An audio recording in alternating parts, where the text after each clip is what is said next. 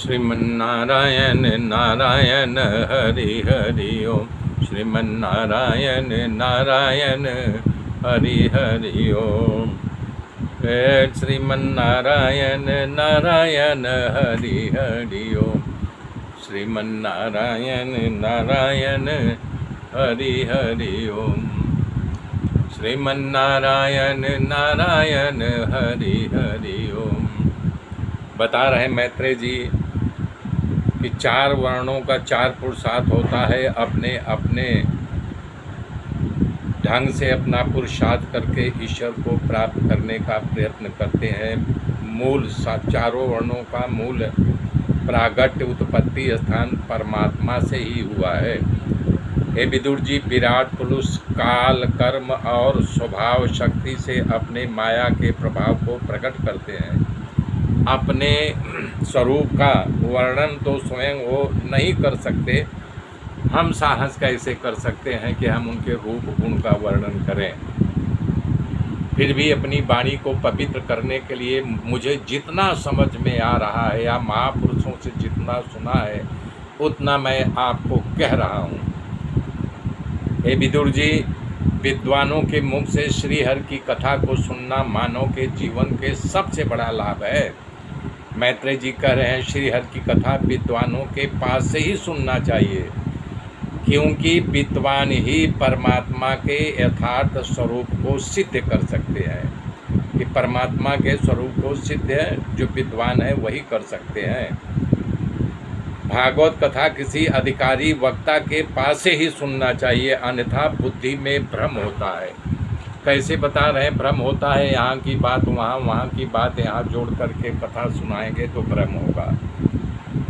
विदुर जी ने मैत्रेय महाराज से पूछा, भगवान श्रीहरि नित्य बोध स्वरूप है, निर्विकार और निर्गुण है, उनको क्रिया और लीला कथा का क्या संबंध है? जैसे बालकों की खेलने की इच्छा या कामना होती है तो खेल खेल में महल बना लेते हैं बालू के ढेर का, और खेल खेल में उसका विनाश हो जाता है। ऐसे भगवान का गुण कर्म है। जब उनको लीला करने की इच्छा हुई तो बालक की तरह खेल करने की इच्छा क्यों करते हैं? हे विदुर जी, ये प्रश्न सुन करके विदुर जी का ये प्रश्न सुन करके मैत्रेय महाराज आनंदित होकर के उत्तर देने लगे। कह रहे हैं जो भगवान सबका आत्मा सबका स्वामी है, नित्य शुद्ध अविकारी है, करने की इच्छा क्यों करते हैं? हे विदुर जी, ये प्रश्न सुन करके विदुर जी का ये प्रश्न सुन करके मैत्रेय महाराज आनंदित होकर के उत्तर देने लगे। कह रहे हैं जो भगवान सबका आत्मा सबका स्वामी है, नित्य शुद्ध अविकारी है, तो वो बंधन में कैसे आ सकता है? हाँ, वो दीनता में कैसे बच सकता है? ये तो युक्ति के विरुद्ध है, बुद्धि में उतरे ऐसा नहीं, परंतु यही भगवान की माया है। जैसे नींद में व्यक्ति स्वप्न देखे कि मेरा माथा कट गया, तो क्या सही सही उसका माथा कटा रहता है? नहीं न, वो तो स्वप्न जैसे यानी कि जगेगा तो उसकी भ्रांति दूर हो जाए, उसकी माथा कटा ही नहीं हुआ है। बता रहे हैं कि ये सब बंधन है, माया का बंधन है। जैसे जल में चंद्रमा का बिंब पड़े, आप आकाश के नीचे बहुत सारे घड़े रख दीजिए, उसमें पानी रख दीजिए, अब सब घड़े में चंद्रमा का प्रतिबिंब पड़ेगा तो क्या इतने चंद्रमा हो सकते हैं? नहीं हो सकते हैं।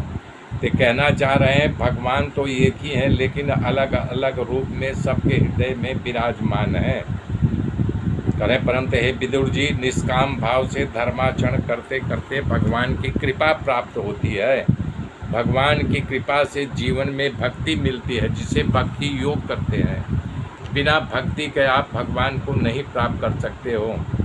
प्रीति ही है जो कि भगवान को मिला सकती है।